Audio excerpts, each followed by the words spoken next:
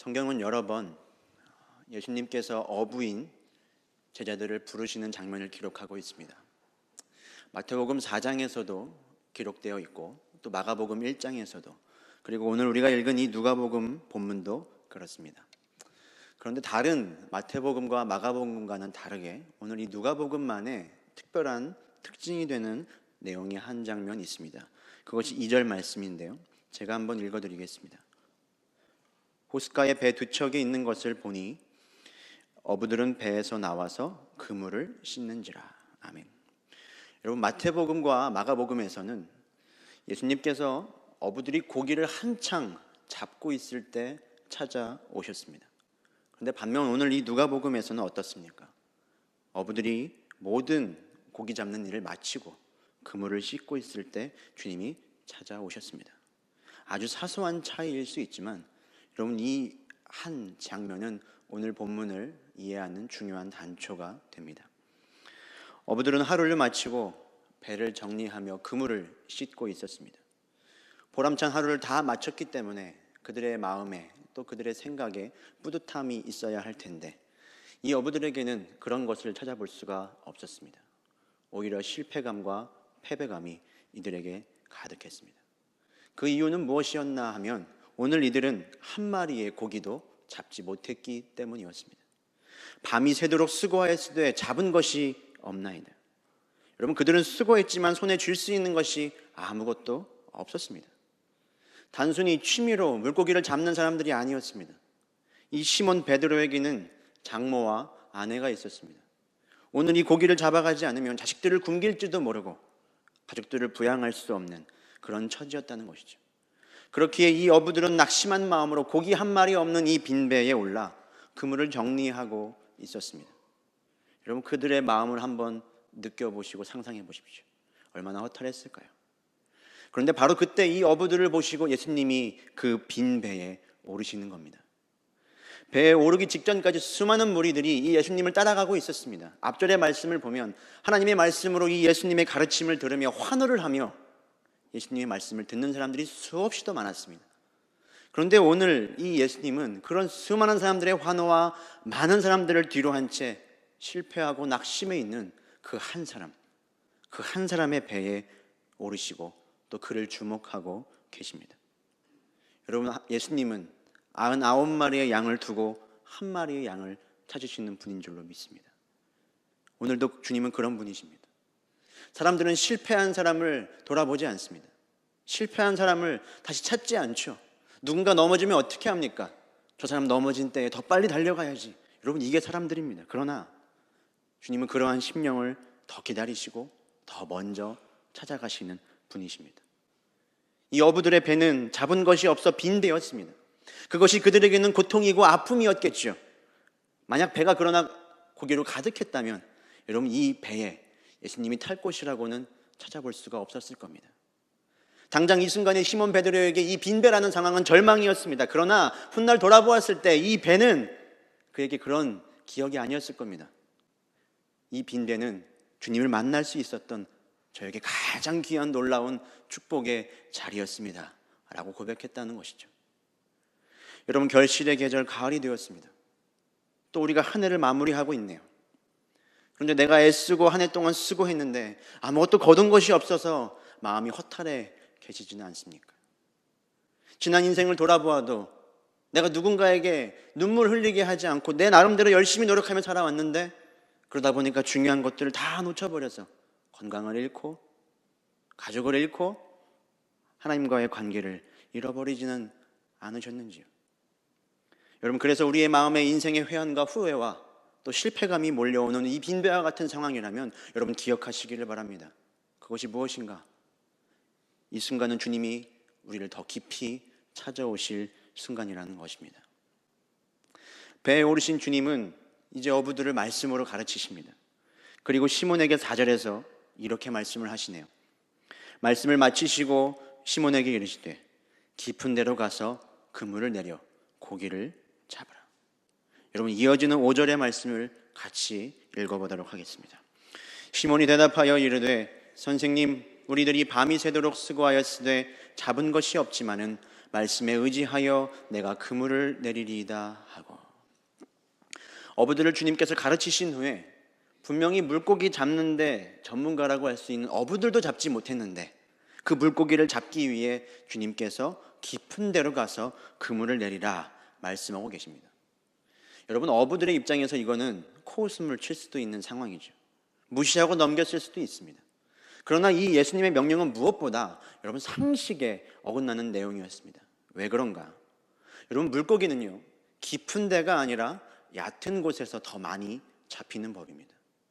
왜 그런가 하면요, 넓은 데로 가면 큰 고기는 잡힐지 몰라도 이 먹이가 부족해서 고기가 많지 않다고 합니다. 또한 고기는 낮에 잡는 게 아니라 늘 밤에도 잘 잡히는 법입니다. 상식대로라면 얕은 곳에 가서 그리고 밤에 물고기를 잡아야 되는 것이 이 모든 어부들의 생각이었을 겁니다. 그런데 예수님의 명령은 어떻습니까? 지금 대낮에 깊은 데로 가서 고기를 잡으라고 말씀하고 계십니다. 정확히 반대된다는 것이죠. 그러나 시몬은 자신의 상식이 아니라 예수님의 말씀에 의지하여 그물을 내리고 있습니다. 제가 생각하기에는 시몬도 그렇게 큰 기대를 하면서 그물을 내리진 않았을 것 같아요. 이 말씀에 의지하면서 내가 내리면 그물이 찢어지도록 물고기를 잡겠지, 그런 생각하지 않았습니다. 그죠? 결과는 알 수 없지만 이 예수님의 말씀에 의지하며 내가 따라봐야지, 그랬더니 고기를 잡은 것이 힘이 많아서 그물이 찢어질 정도였습니다. 얼마나 많았냐면 그 배 하나로 채울 수가 없어서 옆 동료의 배를 불러다가 2배 가득 채울 정도가 될 정도였죠. 여러분, 예수님이 깊은 데로 가서 고기를 잡으라고 하신 이유가 뭘까요? 이 갈릴리 바다, 이 게네사렛 호숫가에 그 깊은 데, 주님이 찝으신 그곳에만 물고기가 많은 탓이었을까요? 여러분, 예수님의 말씀이면 깊은 데가 아니라 얕은 데, 아니 저 하늘에서도 고기를 잡게 될 줄로 믿습니다. 깊은 데라는 건 결국 뭘 의미할까요? 우리의 상식과 우리의 생각과 우리의 계획과 주님의 말씀이 충돌하는 지점을 의미합니다. 지금 베드로의 상황과 베드로의 상식과 베드로의 생각이 주님의 말씀과 맞지 않고 있습니다. 우리의 계획과 소원대로라는, 여러분, 우리는 깊은 데로 가는 게 아니라 얕은 곳으로 가고 싶어 합니다. 그러나 주님은 깊은 데로 가라고 우리에게 말씀하고 계십니다. 그래서 깊은 데로 가고 싶어 하지 않는 우리는 어떻게 합니까? 주님, 깊은 데로 가면 정말 물고기 잡을 수 있나요? 많이 잡았으면 좋겠는데 얼마나 잡을 수 있죠? 정확히 저에게 몇 마리 잡을 수 있을지 말씀해 주시면 제가 그 말씀 따라가 보겠습니다. 제 상식과 제 바램과 주님의 말씀이 맞는다면 제가 그 길 따라가 보겠습니다. 여러분, 우리는 이렇게 이야기하지 않습니까? 그런데 여러분, 그건 순종이 아닙니다. 결과를 다 알면, 물고기 많이 잡을 거 알면 여러분 그곳에 금을 던지지 않을 사람이 누가 있을까요? 누가 순종하지 않겠냐는 겁니다. 500피스짜리 여러분 퍼즐을 한번 생각해 보십시오. 큰 퍼즐, 마지막에 완성될 그 큰 그림 하나하나 뭘 순서대로 넣어야 되는지 다 안다면 여러분 아무리 힘들어도 그 길 갈 겁니다.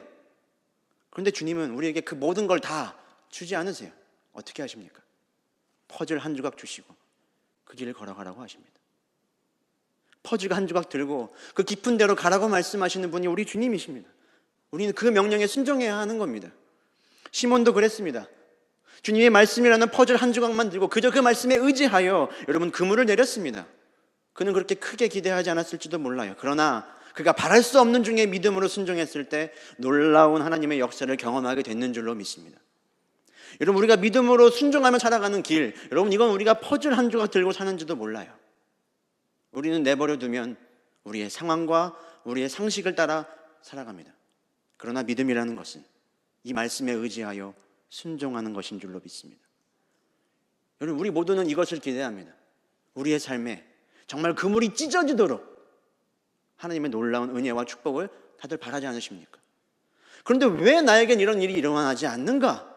답답해하고 의아하다면 여러분 정말 오늘 말씀처럼 지고지순하게 주님이 들려주시는 말씀을 의지하고 순종해 보시기를 바랍니다. 신구약에 여러분 6만여 구절이 나옵니다.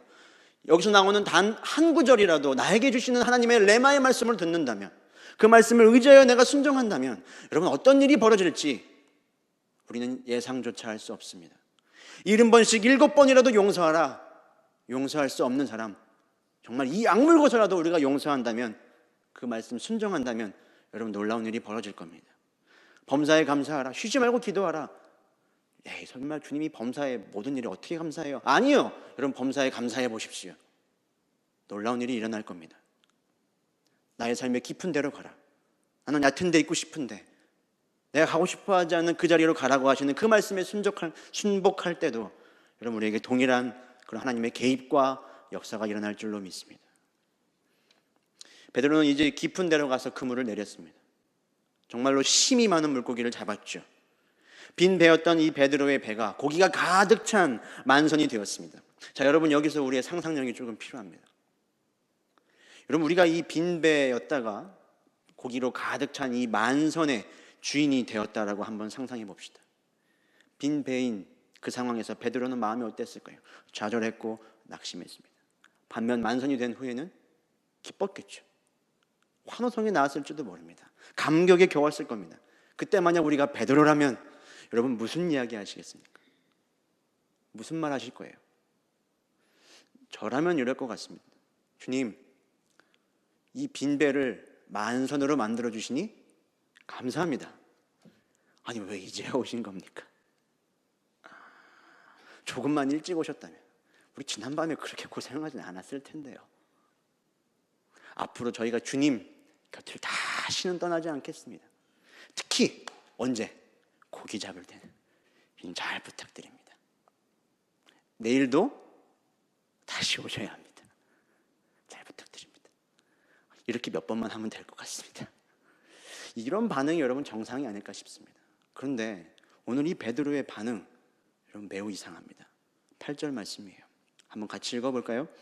시몬 베드로가 이를 보고 예수의 무릎 아래에 엎드려 이르되 주여 나를 떠나소서 나는 죄인으로소이다 하니. 여러분 베드로 지금 조금 뜬금없는 소리 하고 있습니다. 자신이 죄인이랍니다. 예수님 앞에 지금 발을 붙들고 엎드려 있습니다. 대체 왜 베드로는 이런 반응을 보이고 있는 걸까요? 무엇 때문에 자신이 죄인이라는 그 자각과 생각을 하게 되었을까요? 왜 그럴까요? 오늘 우리는 이 질문에 대한 답을 위해 이 베드로의 눈길이 머무는 시선을 따라 이 말씀을 다시 한번 볼 필요가 있습니다. 여러분 처음에 이 베드로의 시선 어디에 있었습니까? 빈 배였습니다. 나름 물고기를 잡는 일에 잔뼈가 굵었고 노련하다고 생각했습니다. 그러나 자신의 실력으로도 아무것도 잡지 못한 지난밤 가득 채우길 바라고 떠났지만 아무것도 잡지 못하고 텅 빈 채로 돌아온 그 배에 베드로의 시선이 머물러 있었습니다. 그러자 그의 마음엔 열등감과 패배감이 가득했어요. 자신에게서 어떠한 희망도 찾을 수가 없었던 겁니다. 집으로 돌아가 내가 아무것도 잡지 못했어 라고 말할 그 가족들을 생각하니 가슴이 먹먹해졌습니다. 그런데 그때 이 빈 배에 예수님이 오르신 거예요.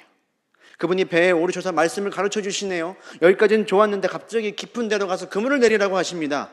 이분은 목수이거든요. 물고기하고 관계가 없는데 그럼에도 불구하고 시몬은 그 명령에 따라갑니다. 그리고 모든 예상을 넘어 베드로의 배는 뭐가 됩니까? 만선이 되었습니다. 이때 이 시선이 어디로 옮겨졌겠습니까? 만선으로 옮겨졌습니다. 고기가 가득 차 잠길 지경이 된 만선의 베드로의 시선이 꽂히게 됩니다. 조금 전까지만 해도 빈배 때문에 마음이 낙심해 있던 이 베드로의 마음이 만선에 머무르게 되자 기쁨에 가득 차게 되었습니다. 이때 베드로는 빈 배와 만선을 오가던 자신의 시선을 거두고 자기 자신을 바라보게 됩니다. 고작 배가 비었다가 고작 배가 찼다는 그 일 하나로 일희일비하고 있는 나라는 존재를 발견하게 되는 거예요. 배가 비었을 때는 나는 너무나 무가치한 존재야. 패배감이 가득했던 나 자신이 고작 이 물고기 하나 생겼다고 우쭐해지는 그런 존재에 불과하다는 것을 깨닫게 되었다는 거죠. 야, 나라는 존재가 이렇게 미력하고 이렇게 나약하구나. 물고기 몇 마리에 우쭐하고 교만하고 또 한없이 낮아지는 낙심하는 이런 안개와 같은 존재인 나를 보면서 더 이상 빈배도 만선도 문제가 아니라는 사실을 베드로는 깨닫게 되었습니다. 뭐가 문제냐? 바로 내가 빈배이구나. 그때 이 시몬의 눈을 들어보니 앞에 누가 계십니까? 예수님이 계셨습니다. 아니 대체 이분은 누구시기에 이 만물이 순종하고 따르는 걸까? 나는 물고기 하나도 내 마음대로 할 수 없는데 이분은 대체 누구신가? 아, 이분은 하나님이시구나. 이분은 만유의 주인이시구나. 아니, 나의 주인이시구나. 이분이 나의 주인이시면 나는 빈배에 불과하구나. 이분이 나를 채우시지 않으면 나는 채워질 수 없구나. 이 예수 그리스도 앞에 베드로는 자신이 죄인이라는 사실을 깨닫게 되었습니다. 그래서 5절 말씀을 보시면 베드로는 예수님을 선생님이라고 부릅니다. 그러나 8절에 이르러서 베드로는 예수님을 주여라고 부르고 있습니다. 여러분, 우리의 시선은 어디에 머물러 있으십니까? 우리는 이 늘 빈배와 만선으로 우리의 눈길을 오가며 살아갑니다. 그래서 빈배의 때는 어떻습니까? 하나님을 간절히 찾죠. 내 삶이 힘들고 내 삶이 괴롭고 어려워서 주님을 간절히 찾습니다. 아, 주님 도와주십시오. 그러나 조금 이 빈배가 차게 되면, 조금 안정을 얻게 되면, 조금 내 형편이 나아지면 하나님 잃어버리고 그새 나 잘난 맛에 살아가는 것이 우리의 모습이라는 거예요. 여러분, 그러나 이렇게 해서 우리는 빈배와 이 만선의 굴레를 벗어날 수가 없습니다. 빈배의 상황 또 찾아옵니다. 만선의 상황 또 찾아옵니다. 결국 빈배이든 만선이든 여러분, 그것은 중요하지 않습니다. 우리의 시선을 그 너머에 계시는 예수 그리스도께로 우리가 고정해야 한다는 것입니다. 베드로처럼 나라는 존재가 얼마나 하나님 앞에 부족한 존재인지를 깨달아 주님께 시선을 옮겨야 합니다. 빈배와 만선을 오가는 것이 아니라 모든 문제의 근원적인 해결이 되시는 주님께 우리의 마음을 두어야 하는 줄로 믿습니다. 사도행전 3장을 보면 베드로와 요한이 기도하러 성전으로 올라가고 있습니다. 그때 그들이 성전에 이제 미문이라는 문을 통해서 들어가는데요, 이 미문에 나면서부터 안진뱅이였던 한 거지가 앉아 있습니다. 이 거지는 평생 동안 그 자리에서 구걸하면서 그의 생을 연명했던 사람입니다. 그가 기도하러 올라가는 베드로와 요한을 봅니다. 어떻게 했을까요? 구걸하기 위해 봤겠죠. 무엇을 얻을까 하여 그가 바라봤다라고 성경은 기록합니다. 아마도 베드로와 요한의 주머니에 있는 동전 몇 잎을 받겠죠. 하지만 베드로와 요한은 그 요청을 듣고 그에게서 동전에게서 눈을 들어 자신들을 바라보라고 이야기합니다. 그리고 이렇게 이야기해요. 6절이에요. 베드로가 이르되 은과 금은 내게 없거니와 내게 있는 이것을 내게 주노니 나사렛 예수 그리스도의 이름으로 일어나 걸으라 하고. 여러분, 베드로는 지금 나에게서, 나도 아닙니다, 동전에게서 눈을 들어 이 모든 문제의 근원적인 해결이 되시는 주님을 바라봐라 라고 말하고 있습니다. 여러분, 이 거지 동전 하나 얻으면 한 끼니 해결하겠죠. 조금 넉넉한 사람 만나면 하루 정도 먹고 살 것입니다. 그러나 그의 인생의 근본적인 문제인 이 안진뱅이라는 사실은 그는 해결받을 수 없었을 겁니다. 그는 또다시 빈배와 만선의 삶을 반복했을 거예요. 구걸이 잘 되는 날은 만선이겠죠. 반면 구걸이 안 되는 날은 빈배인 겁니다. 그런데 이 사람이 단순히 한 끼니 해결할 그 동전이 아니라 주님을 바라보았을 때 그의 인생이 어떻게 되는지 아십니까? 그가 뛰어서서 걸으며 발과 발목에 힘을 얻게 됩니다. 여러분, 그렇기에 우리도 이 모든 일 가운데 변함없으신 그 너머에 계신 주님께로 시선을 두어야 하는 줄로 믿습니다. 베드로는요, 이 빈대가 만선이 되면 그의 인생이 달라질 거라고 생각했습니다. 우리도 그런 것 같습니다. 내가 계획하고 내가 경영하는 일이 만선이 되고 잘 풀리면 내 인생이 좀 달라지지 않을까? 혹은 이런 약속도 합니다.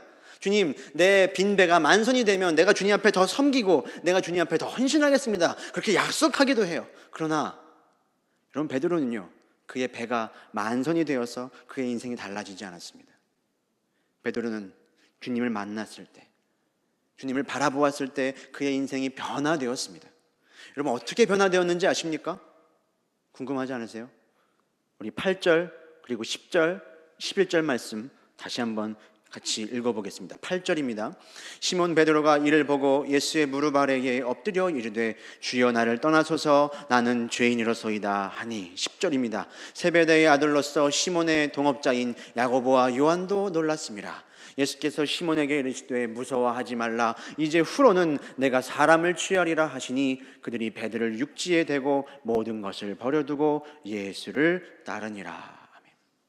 여러분, 시몬은요, 이 빈배와 만선을 오가며 빈배의 상황과 이 현실에 두려워하는 인생이었습니다. 현실에 대한 염려가 있었어요.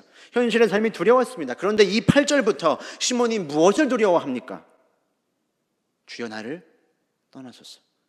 그는 이제 주님을 두려워하는 인생이 됩니다. 시몬은 현실과 세상이 아니라 주님을 두려워하는 인생이 됩니다. 여러분, 우리가 세상 앞에 무릎 꿇고 불안과 염려 가운데 사는 이유는 우리가 하나님을 두려워하지 않기 때문입니다. 반대로 우리가 하나님을 두려워할 때, 여러분, 사람과 세상은 우리가 두려워할 대상이 아닌 줄로 믿습니다. 여러분, 이런 놀라운 믿음의 전환이 일어나야 해요. 그래서 11절 말씀에서 어떻게 됩니까? 시몬과 그 모든 사람들은 배와 모든 것을 버리고 주님을 따라갑니다. 왜요? 더 이상 이 빈배와 만선에 좌우되는 인생이 아니었기 때문입니다. 모든 것을 다 버려도 조금도 아깝지 않았습니다. 왜? 내 인생은 빈배와 만선이 아니라 예수 그리스도에게 달렸기 때문입니다. 말씀을 마무리합니다. 오늘 말씀을 듣고 또 우리의 마음을 다지면서 또 옷깃을 여미고 이 자리에 앉아 계신 많은 성도분들이 예배당을 나갈 겁니다. 저 또한 그렇습니다. 마음에 결심을 하겠죠. 빈배 만선, 이 순간을 오가는 나의 마음과 나의 삶에서 이제 주님을 좀 바라봐야겠다. 언제든지 무슨 상황이든지 주님 바라봐야지. 그런데 여러분, 시간이 조금만 지나면 어떻습니까? 아니, 이 예배당 나가는 순간부터 우리 마음이 어떻게 되나요? 주님 말씀은 온데간데 없고 또 금세 잊어버리고 우리는 빈배와 만선을 오가며 그렇게 살아갈지도 모릅니다. 그것이 어쩌면 너무나 당연하고 연약한 우리의 모습인지도 모르겠어요. 더불어 우리에게 이런 의문도 듭니다. 대체 주님을 바라본다는 건 뭐지? 대체 우리가 이 상황 가운데 주님을 어떻게 바라보는 거지? 이런 많은 생각이 여러분들에게 있으실 수도 있을 것 같습니다. 그럼에도 불구하고 우리 주님이요, 너무나 감사한 분이시고 너무나 은혜가 넘치시는 분이라는 걸 우리가 다시 한번 깨닫게 되는 건 그 사실은 뭔가? 오늘 이 장면, 오늘 이 시몬을 부른 이 장면이 예수님이 베드로를 부르신 첫 장면이지만 마지막은 아니라는 사실입니다. 오늘 말씀과 너무나 유사한 그림의 풍경이 이 복음서의 끝자락인 요한복음 21장에서 다시 한번 펼쳐집니다. 우리 요한복음 21장을 한번 찾아보겠습니다.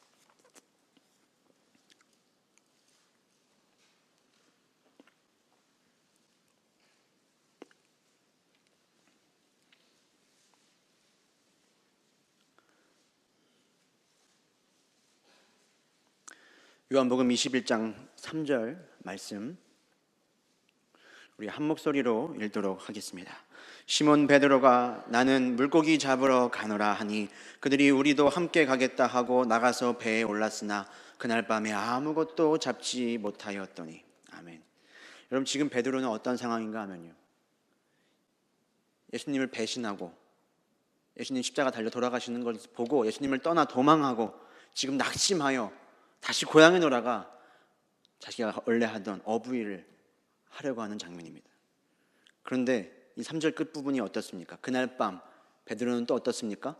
또 아무것도 잡지를 못합니다. 여러분, 이런 베드로에게 예수님께서 부활하셔서 그를 찾아가시고 또다시 한번 주님도 동일한 음성을 들려주세요. 요한복음 21장 6절이에요. 제가 읽어드리겠습니다. 이르시되 그물을 배 오른편에 던지라. 그리하면 잡으리라 하시니 이에 던졌더니 물고기가 많아 그물을 들 수 없더라. 여러분, 너무나 유사한 장면이죠. 밤새도록 베드로는 수고했지만 또다시 빈 그물이었고 예수님은 또다시 그에게 그물을 던지라 말씀하시고 그는 많은 고기를 잡게 됩니다. 여러분, 3년이 되도록 예수님을 따라갔지만 그는 여전히 제자리 걸음이었습니다. 여러분, 평생을 모태신앙으로 주님을 따라가고 있지만 그는 여전히 제자리 걸음이었던 겁니다. 여전히 베드로는 빈 배였고 여전히 빈 그물이었습니다. 그런데 주님은 아무 말씀도 베드로에게 하지 않으십니다. 어떠한 꾸중도 하지 않으세요. 그리고 베드로에게 딱 한 가지만 물어보십니다. 내가 나를 사랑하느냐? 내가 나를 사랑하느냐? 주님, 그러합니다. 내가 주님을 사랑하는 줄 주님께서 아십니다. 내 양을 먹이라. 여러분, 이 한 가지입니다. 늘 흔들리는 우리를 다시 찾아오셔서 주님 우리에게 물어주실 겁니다. 네가 나를 사랑하느냐? 네 상황이 어떻든, 네 상황이 빈배이든, 네 상황이 만선이든, 내가 너 그거 다 아는데 너 그 모든 상황을 뛰어넘어 나를 바라보며 나를 사랑할 수 있겠니? 주님 내 마음을 주님께서 아시지요. 내가 주님 사랑하는 줄 주님께서 아십니다. 내 삶에 아무것도 없든, 내 삶이 부요하든, 모든 것을 거두어 가시든 주님, 나는 여전히 주님을 사랑할 수밖에 없습니다. 여러분, 우리의 이 시선의 끝에 우리의 이 마음 하나 받기를 바라시는 주님이 서 계시기를 축복합니다.